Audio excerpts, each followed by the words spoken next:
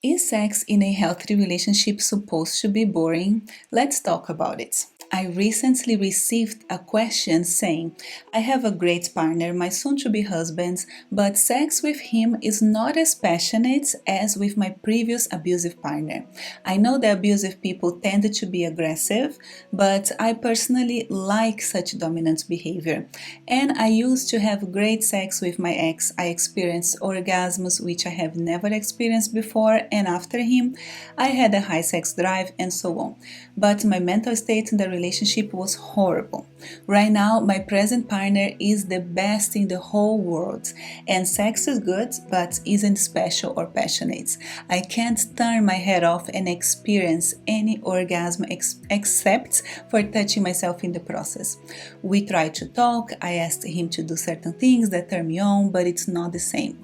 He tries his best, but I don't know. I constantly think I am a horrible person for comparing this man, but I don't know what to do. I don't want to think about my ex. I want to be deeply present in my relationship right now. I need to find a new approach. Please, I would be so grateful if you make a video on this topic. As far as I know, many women think that sex in their abusive relationships was better than in healthy ones, but I need the best possible sexual life with my partner right now. So this question inspired me to make this video because I believe the answers can serve other people going through a similar situation. I'll be answering this question from different angles and perspectives, so let's get to it. So you had chemistry with this ex. Having chemistry with someone doesn't mean that the relationship is good for us, as you already found out. That's why taking things slow and getting to know each other is essential. Sometimes we meet people and feel a strong attraction to them, but there may be countless reasons to not get involved with that person. For example, they may be explicitly telling you that they are not ready or willing to be in a committed relationship, but you want to get married. Or you have different values in life, like they want an open relationship and you want something exclusive. Or they are committed to someone else, or they may have personality flaws, and so on. Taking time before getting physically involved with someone can avoid major heartbreaks, pains, and disappointments. You also mentioned that abusive people tend to be aggressive, but you personally like such dominant behavior. Aggressiveness and dominance are characteristics of masculine energy, so if you are a feminine person, it is natural that you feel attracted to it. But there needs to be a distinction between healthy versus unhealthy masculine energy and dominance. A healthy man would be in control of their emotions and be respectful of people's boundaries, but they are able to become very aggressive if it is to protect someone in need. This quality makes women feel safe, especially if she knows that they would never direct this aggression towards them.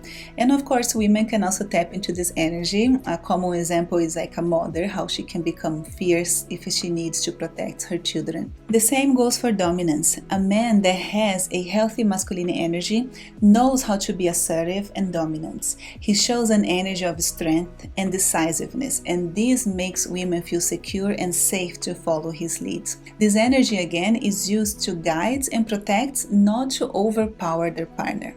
When there is a strong polarity in a relationship where one person is more in their masculine energy and the other is more in their feminine energy, there is sexual attraction. This is not about gender because we all have both masculine and feminine energies within us. It's more about our core energy and how we feel more comfortable in expressing ourselves. If you are a feminine woman, you will naturally feel more attracted to men with a strong masculine energy. The issue here is that your ex was demonstrating unhealthy traits of masculine energy, not healthy ones. On the other hand, because we often see so many examples of unhealthy masculine energy, a lot of men get turned off by it, or maybe they are encouraged by women in their life to turn down these masculine traits. As a consequence, they may become a bit passive, afraid of truly expressing their wants and needs, sometimes even submissive to their woman, especially when they're trying to be a nice guy by doing everything everything that their woman wants. This is a killer for sexual chemistry. In order for sexual chemistry to exist in a relationship, one partner needs to be more in their feminine while the other more in their masculine energy, and this needs to be demonstrated during sex as well. Can the man be loving and romantic but still a bit strong and dominant? This is usually the sweet spot for most women. If a man is just romantic and loving, it can become a bit boring or unexciting. And if the man is only dominant, maybe a bit aggressive, and doesn't know how to be gentle and loving, it can become too much because most women want to connect with the man's heart as well. They don't want just animalistic sex, they want love making as well, a sweet balance of both. So take a look at the videos I have on the topic of masculine and feminine energy and its role in sexual attraction. If you are interested in learning more about it, then explore how these dynamics play out in your relationship inside and outside of the bedroom. It is important to acknowledge that sometimes attraction to abusive partners can be a sign of unresolved trauma or distortions we learned in the past. In my work, for example, I always guide my clients to explore their upbringing and what they learned about love, romantic relationships, and sexuality from what they observed in their family dynamics and culture in general, also from what they experienced in their early formative years as well, or even during teenage years. You would be surprised at how many bad examples and influences we had and how this affects us when we grow up. I have a playlist here on my YouTube channel called Break the Cycle where I talk more about it, and also I have an online course called Break the Cycle where I guide you through the process of healing and breaking free from the negative influences that your past have on your present life. It is important to mention as well that a lot of people learned about sex through watching pornography, leading to unrealistic expectations and even potential harm. Even if, for example, you are not someone who used to watch porn, you most likely had partners who did, and they end up imitating what they see there. So we learned that this is how we should have sex. Because of this extremely rough sex, where men are pounding on women super hard, women as a consequence become numb inside their vagina because they're constantly receiving this intense stimulation.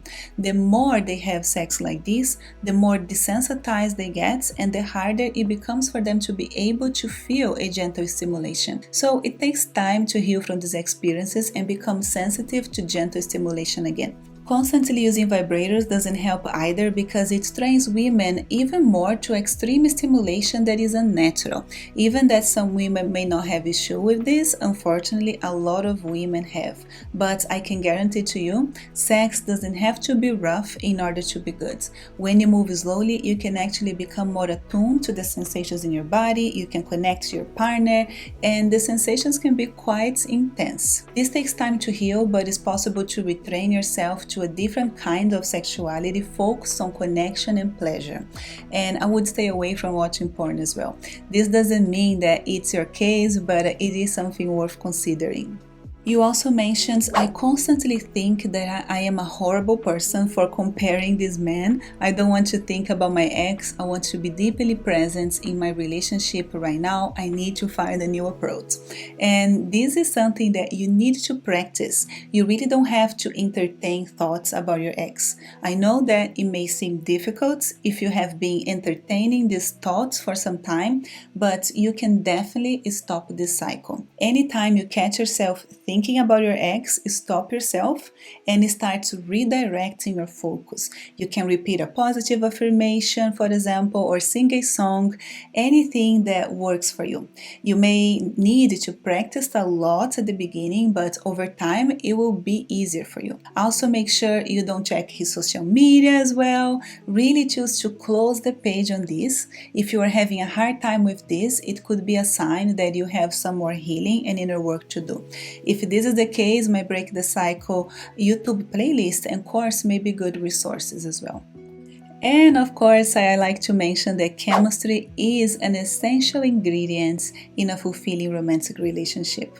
While we can certainly feel a spark with someone who is not good for us or not right for us, we can also encounter wonderful people with whom that spark simply isn't there. In a healthy romantic relationship, we ideally want both emotional connection and physical attraction. If you are already in a relationship and want to reignite the passion or improve your sex life, that is absolutely possible, and you can practice and you can learn new things together. But if you don't feel this initial physical attraction to your partner, that could be a sign that this is not the right romantic match.